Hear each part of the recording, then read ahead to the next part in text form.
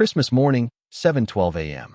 I was halfway through the snow-covered interstate, driving back to my childhood home with a trunk full of wrapped gifts and a head full of nervous excitement. My playlist was cycling through old Christmas classics, and despite the blizzard warnings, I was determined to surprise my family. I hadn't been home in 2 years. Life got messy after college, and I distanced myself, not because I didn't care, but because I wasn't sure if they still did. I was 2 hours out when my phone buzzed in the cup holder. A text from Dad. "Don't come. We're done pretending you're part of this family." I nearly drove off the road. At first, I thought it had to be a mistake. Maybe he meant to send it to someone else. Maybe it was a joke. But my father doesn't joke. He's a military man, stoic, precise, cold. He never said more than he had to. Growing up, it was Mom who kept things soft. She was the glue, the warmth. After she died, the house felt like a museum no one wanted to walk through. I pulled over at the next gas station, hands shaking, heart racing. I reread the message 5 times, hoping it would magically say something else. But it didn't. I called him.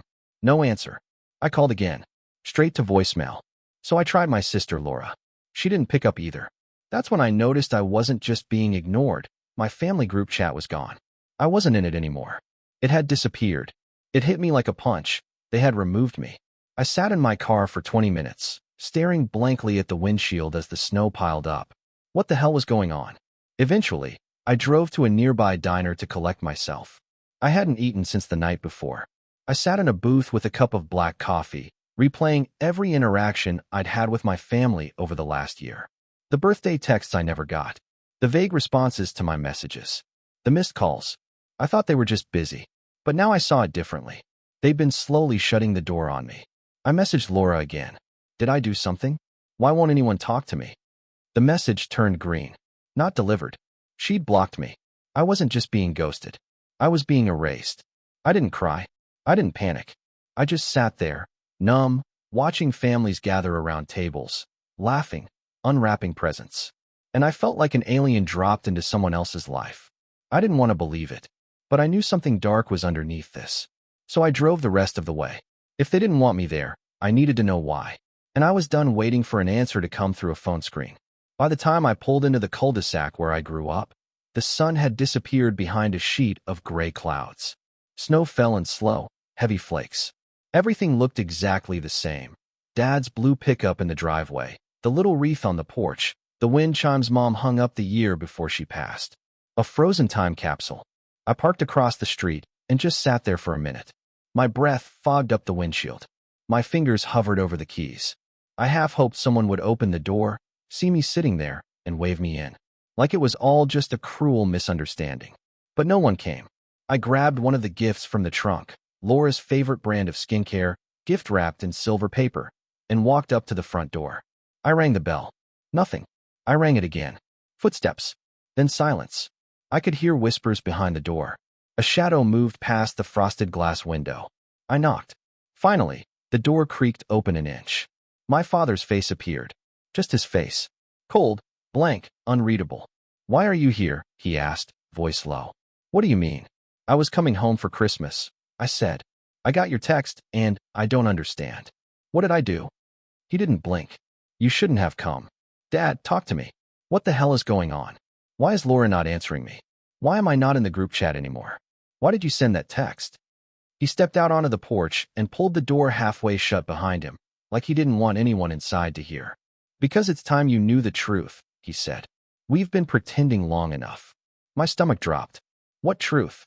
He took a long breath, eyes darting across the street as if someone might be watching. Then he said something I'll never forget. "You're not my daughter." I laughed. A short, breathless, nervous laugh. "What?" He didn't flinch.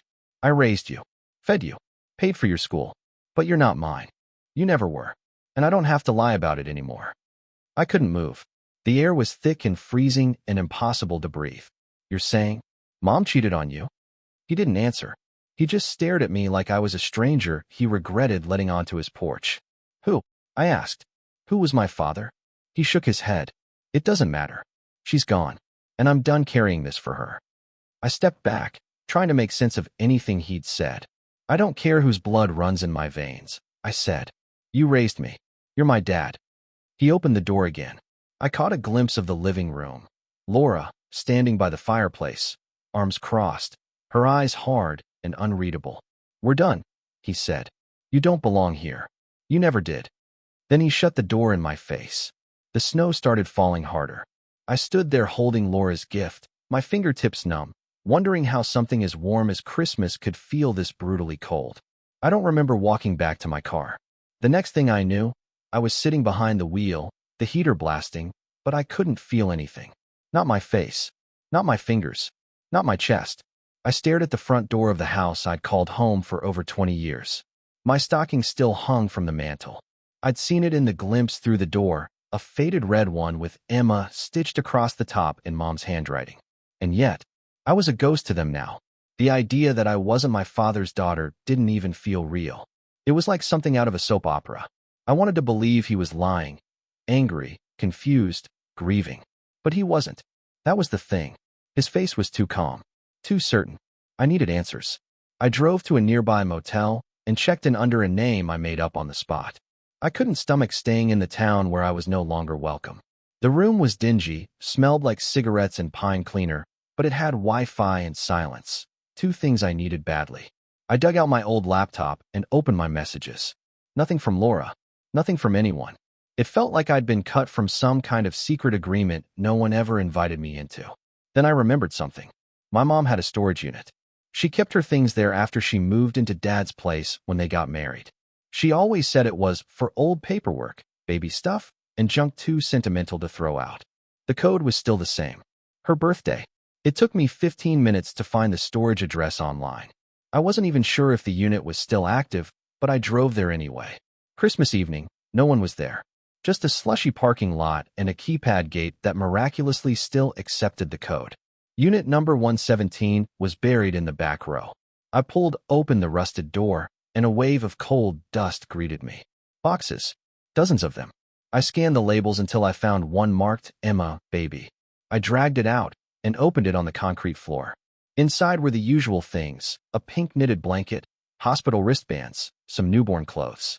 But then, tucked into a manila envelope taped to the lid, I found what I didn't know I was looking for. A DNA report, dated a year after I was born. 2 names on it. My mom, and someone else. A man I'd never heard of, Anthony Ruiz. Father, 99. 9,999% match. My breath caught in my throat. My vision blurred. I had to steady myself against the box just to keep from falling over. Anthony Ruiz. I took a photo of the page, then searched the name on my phone. There were dozens of results. But one hit stood out. An obituary. Anthony Ruiz, 45, died in a construction accident in 2000. Survived by a daughter, Emily Ruiz, and no mention of a wife. I clicked on the photo.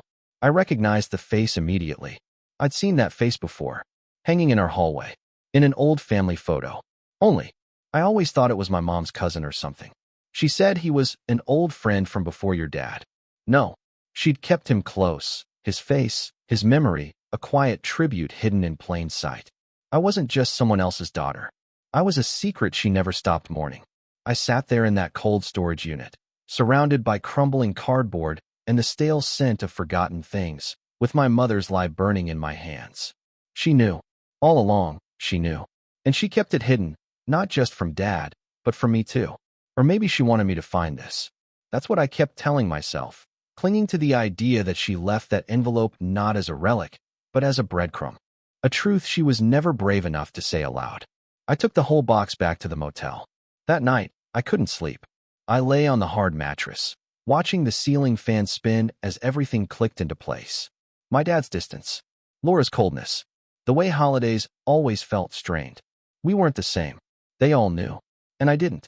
I opened Facebook and searched Emily Ruiz. There were a few, but I found the right one on the third try. 28 years old. Lives 2 towns over. Public profile. Recent photo of her with her dog and boyfriend in front of a Christmas tree. I stared at her face.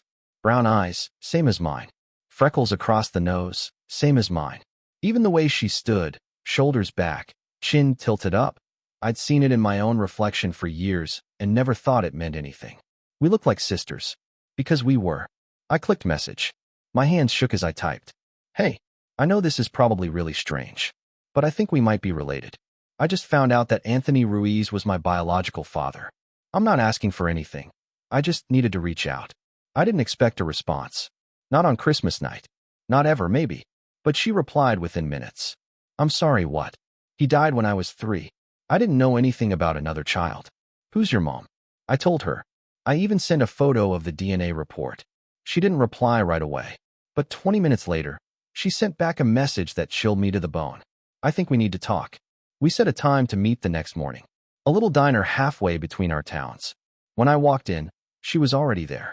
And it was like looking at a version of myself. Same height, same nervous smile, same guarded eyes. She stood up and hugged me. And for the first time since this whole nightmare began, I felt something resembling warmth. I always wanted a sister, she said, half laughing. Just never imagined it would happen like this. We talked for 2 hours. She told me about her dad, Anthony. Said he was quiet, kind, hardworking. Never talked much about the past. He met her mom a year after I was born. I told her about growing up with my mom. With the man I thought was my father. With Laura. How it all fell apart this week. She listened. Didn't interrupt. Just listened. And then she said something I'll never forget. You don't deserve to be thrown away because of something you didn't choose. That hit harder than anything my father said. Because she was right. After breakfast with Emily, I sat in my car for a long time before starting the engine. I wasn't sure what I felt. Not exactly relief, but not the same hollow ache I'd been carrying since Christmas morning. There was still pain, plenty of it, but now it had shape. A name. A face. I had a sister. And a father I never got to know. But what haunted me most wasn't the lie. It was that my mother took it to the grave, and the people who were supposed to love me used that truth to push me out. I went back to the motel and opened the last few boxes I'd grabbed from storage. One of them was filled with journals. My mother's. They weren't the poetic kind. Just scattered thoughts, scribbled in notebooks from the drugstore. I flipped through until I found an entry from around the time I was born. He doesn't know. I don't have the strength to tell him. I keep hoping time will make it easier, but the longer I wait, the worse it gets. Emma deserves the truth. But if I tell it, everything I've built will collapse. Another, a few months later. She looks like him. God, it kills me. Every time I see her eyes. Every time he calls her my girl, I want to scream. But I can't. I won't ruin her life with my mistakes. There were dozens like it. Over the years, her guilt had hardened into silence. But not once did she say she didn't love me. In fact, every entry that mentioned me, she called me her light, her anchor, her miracle. She lied, but not out of cruelty, out of fear. I closed the notebook and stared at the ceiling, trying to imagine what she would say to me now. And I knew. She'd beg me not to hate him, the man who raised me. But I couldn't promise that. Because no matter what she wrote, he had chosen to use that truth like a weapon. The next morning, I got a call. A blocked number. I almost didn't answer. But I did. It was Laura. She sounded cold. Flat. I heard you went digging, she said. I wanted answers, I said. I deserve that much. Silence. Then, Mom made a mistake. And she spent her whole life trying to protect you from it. But you blew that open. Laura, I said, trying to keep calm. Why are you angry at me? I didn't ask for any of this. I didn't choose to be born from someone else. You think this is easy for me? You don't get it, she snapped. You were always her favorite, even though you weren't his. And now you get to be the victim? Her words stunned me. You knew? I asked. Not for sure, she admitted. But I figured it out years ago. You never looked like us. Dad always kept you at arm's length. And when I found that DNA envelope in her closet after she died, yeah, I knew. And you still treated me like family, I said quietly. Because I tried, Emma. But watching you get all her love while I got the leftovers, it built up. I never asked for that, I whispered. I know, but it doesn't change how it felt. She hung up before I could say anything else.